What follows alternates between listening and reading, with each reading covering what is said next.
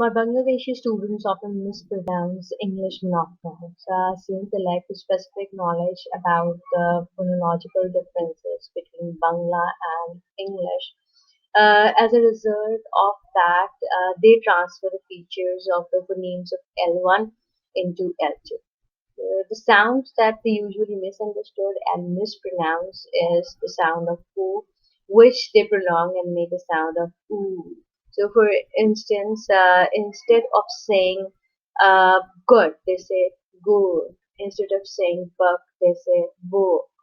To help the students hear these sounds and distinguish the difference between its pronunciation, I will use minimal pairs. For instance, I will give them the list of words like full and fool, full and fool, and I will model these sounds for the students so they will repeat after me. And I believe that when the students are going to do these words practice the pronunciation of these words in isolation, not in the form of sentence, the difference would be clear to them and they would pronounce it correctly. To make the sound visible and physical, I will demonstrate that the tongue should be high and fat and the lips should be rounded for the oo sound. In order to make the oo sound, they need to lightly push the lips together with the mouth closed. So the long sound would be made. For example, woo, you, do.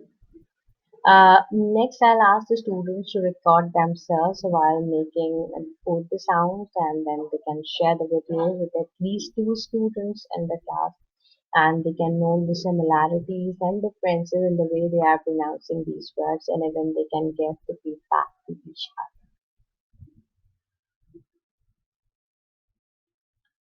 For the drilling of these sounds, tongue twisters or tongue troubles could be used. For example, for the drilling of short sound, the tongue twister that could be appropriate is I would pull the pages in the cookbook.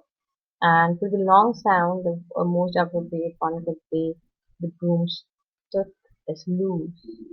For drilling, there's another activity that can be used. It's odd one out, in which students would be paired up and they would be provided with a worksheet that has got groups of four words in each line, and they have to pronounce all the four words in which there will be three of them with similar sound and one with different sound. So while they are pronouncing words, they would find out which one is odd. For example, push, pull, do, put.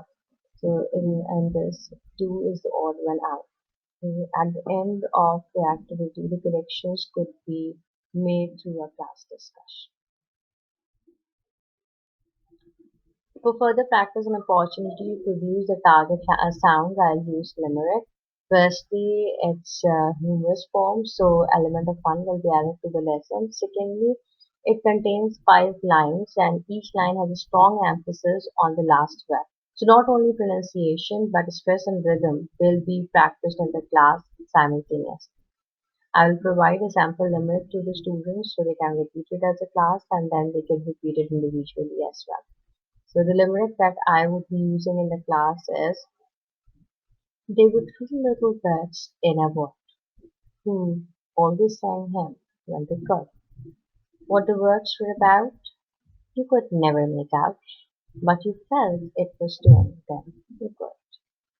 The students will practice individually and after that they will compose their own limericks and they will present it in the